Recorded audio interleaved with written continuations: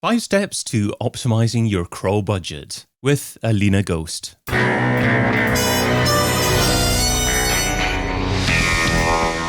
In Search SEO podcast is brought to you by Rank Ranger, the all-in-one SEO platform that helps scale your business through data and analytics.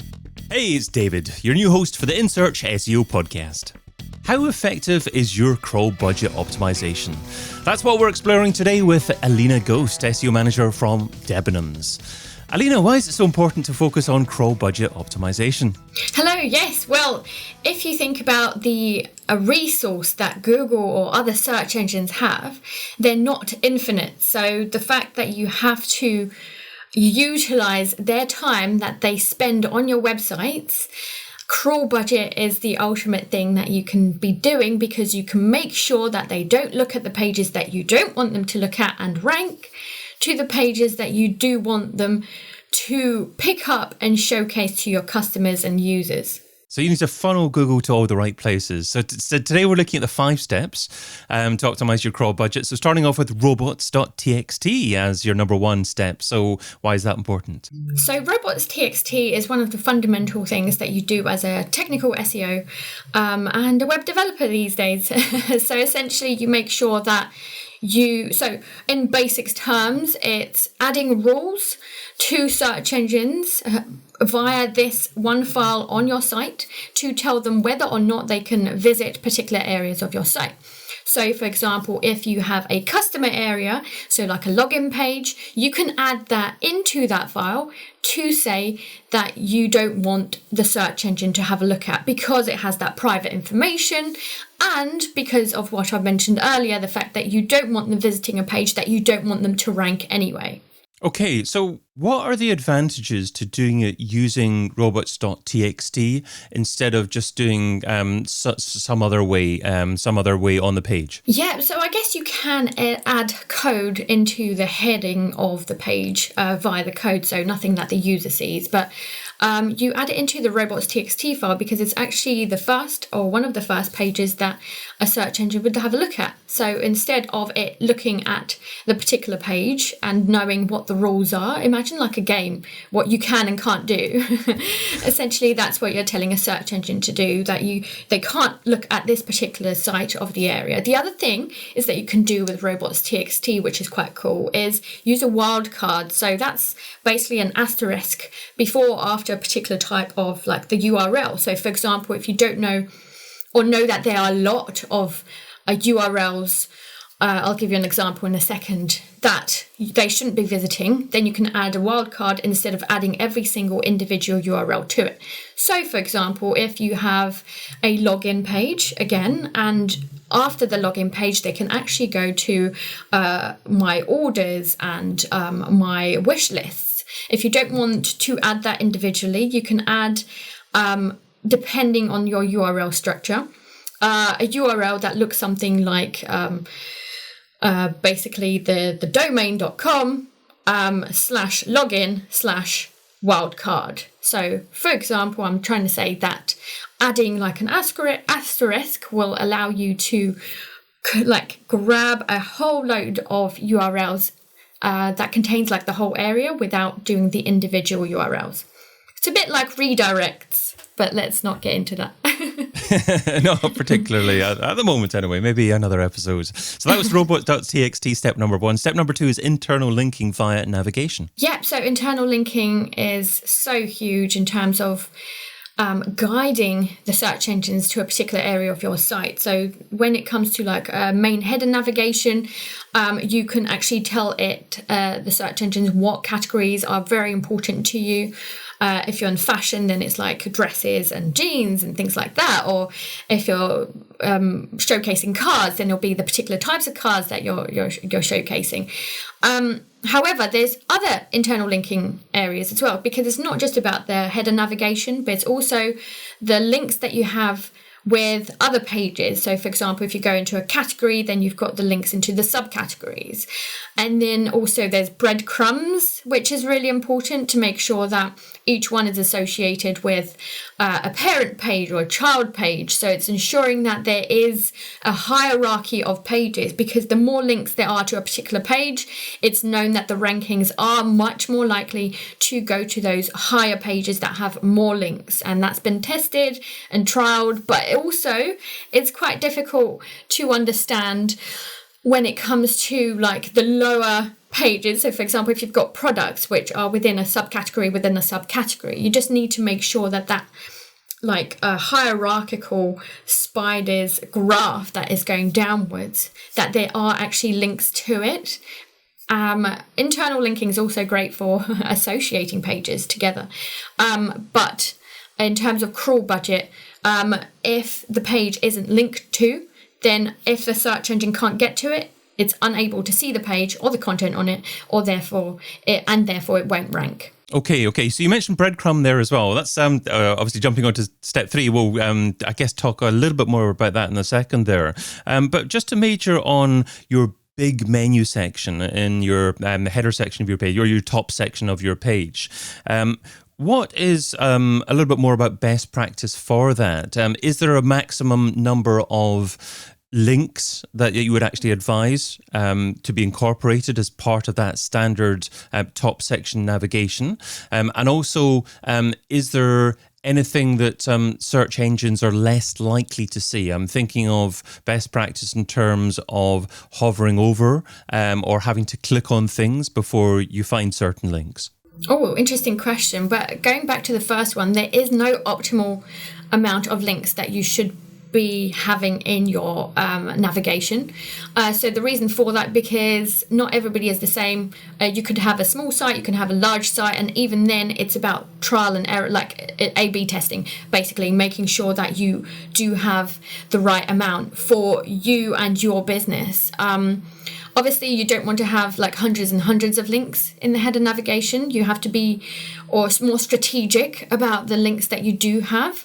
And therefore, you need to strategize to make sure that the very important pages are linked to in the header navigation. And then those important pages link to their child pages, and so on and so forth. And then in terms of your second question, are you saying more around the page that needs more visibility, or are you saying how to predict somebody clicking on a particular page? I guess I'm thinking about, from a search engine perspective, is it possible to crawl and see every single link quite easily within that top section of your website? For instance, if links are directly clickable from the top section of your website, you can understand, yes, it's definitely possible for search engines to see that and determine that those links are probably the more important links on that page. But if you have to, for instance, hover over a section of your top navigation, do search engines deprioritize the importance of those links? Oh, I see what you mean. So basically, if you've got like a navigation with not a pop-up, let's say, but something that comes out, and which is very common these days, especially with JavaScript. So essentially, how I try to explain it is usually you have like, imagine 100% of like link authority to your homepage. If you have, let's say, 5 links on your header navigation, that 100% is then split, so 20% each. And then anything beyond that is splitting the 20% that you've got into how many ever links they have on that page. However, so essentially you are showing the importance of those pages via the header navigation. And then when something else does pop up, that is actually included within the 100%. So your header navigation, usually I'll say that it's dependent how it's coded, but most of the time, yes, even the ones that are coming out in the header navigation itself, which is common practice these days, they are split against that 100% authority. Okay, and Something else you touched upon was breadcrumb there as well, and that's step 3 that you highlighted, breadcrumb internal linking. So it's important. Is it important, for example, on an e-commerce site, for every page, every product page, to actually have that breadcrumb linking structure at the top? Yeah. So once again, I don't think I've ever heard of an A/B test that showcased that breadcrumbs were not important, because not only are they great for SEO and internal linking and that crawl budget side of things, but also they're really important for UX. So in terms of user experience, people use that in terms of navigating and coming back to the categories that they were on before and the pages that they were on before. So essentially, when it comes to breadcrumbs internal linking, I'd say that that's really important, especially from a crawl budget point of view, because that allows more of that link authority to pass through to the correct pages, whether it's a parent page or not. And basically is to ensure that the hierarchy is still maintained within that. So yes, it's very important for crawl budget. Okay. So 2 quick questions in relation to that. Does that mean it's essential to pick just one core category that's relevant for each page? And secondly, is there a maximum depth of breadcrumbs that you would recommend? Yeah, so I think that's quite a common one if you are selling product, whether or not you should dual locate your product, which essentially I recommend that you can showcase your product, however, maintain the breadcrumb to be the same. So there is always one category that's going to be the most dominant category, and that will always show up in the breadcrumbs. So for example, if it's associated with a category like dresses and also a brand, we'd recommend that the breadcrumb will always be the category to push more of that crawl budget and authority to the dresses page, for example. And then I completely forgot your second question. Depth of breadcrumbs. So is there a certain number of links within the breadcrumbs in total that you would recommend? Yeah, so once again, no, there's no ultimate number. Essentially, depending on your website, how big it is. If it's a very big site and it makes sense to have the category, subcategory, then the subcategory, then go for it. It means that you have a lot of pages that you can actually showcase, Google can visit and rank for. But if you're a smaller site, then maybe it makes sense to keep it neater and smaller. Okay. Note to self, stop asking 2 questions in one every time, David. Step 4 is check errors and redirects. Yeah, so I guess I touched on it a little bit earlier, but redirects and checking errors is really important. When it comes to crawl budget, if Google is coming and seeing most of your pages are 404ing, so if they are invalid and they can't see any information there, it's worth making sure that there are redirects in place, permanent redirects, so 301s, going to the pages that are more worthy of that crawl budget. So basically, they are worthy to be visited, and therefore you don't want them to visit dead pages because they've got a finite amount of resource to spend on your website, and therefore you're shepherding them. I like that word, that you're shepherding the search engine into the correct pages rather than looking at the dead pages that you don't want them to see. That's a good word. I might take you up on that and use that more in the future as well.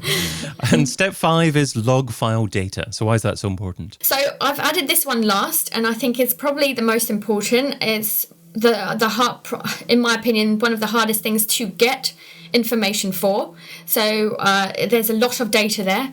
You need tools to do that. You need your web devs to be on board as well, because that's a lot of information per day, even per hour for some companies. So what that information is, it breaks down each individual visit that you've had by search engines or other, that basically showcases what pages have been visited. And therefore you can use that information, put it together with your own crawls and your own investigations that you've held, probably Google Search Console information as well, to see which pages are being visited.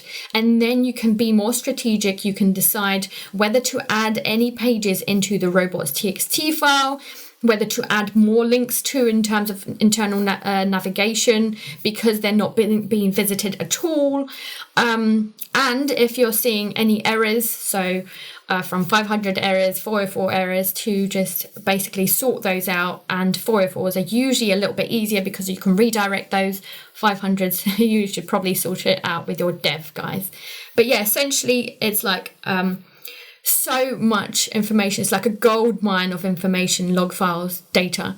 So I definitely do recommend looking at that on a daily basis. And we can record one episode on that in the future by the sound of it. You've got a lot of information to share about that. So that was Alina's 5 steps to optimize your crawl budget. Number 1, Robots.txt. Number 2, internal linking via navigation. 3, Breadcrumb internal linking. 4, check errors and redirects. Number 5, log file data. Alina, let's finish off with the Pareto pickle. Pareto says that you can get 80% of your results from 20% of your efforts. So what's one SEO activity you would recommend that provides incredible results for moderate levels of effort? Yeah, so we know that SEO touches many areas. And in this case, I hope I'm not being cliche, but I definitely do believe in automation. So automating your work, whether it's reporting, which is probably one of the easiest things to automate, or getting a tool to automate information for you. So to give you an example, we've recently been testing AIs writing content for us by feeding in keyword data. No, we've not used it on live yet, so don't get too excited. But some of this stuff that comes out, like the content is amazing, and probably, should I say this, actually really well written, more than the copywriters. Like, oh, wow, okay. Yeah, like it's really well written, it's creative, it actually makes sense, and it's got the keywords there. So I guess it's automating the jobs that we can like put aside to actually spend our time on something else. So I think that automation is my thing. Wow, exciting and scary at the same time.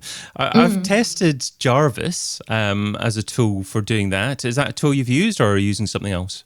I'm going to be completely honest with you. It was a friend of mine who did that. So I don't know what tools he's used, but yeah, he said there were about 4 different ones that he's trialed. Okay. Well, maybe come back and have another conversation about that one as well.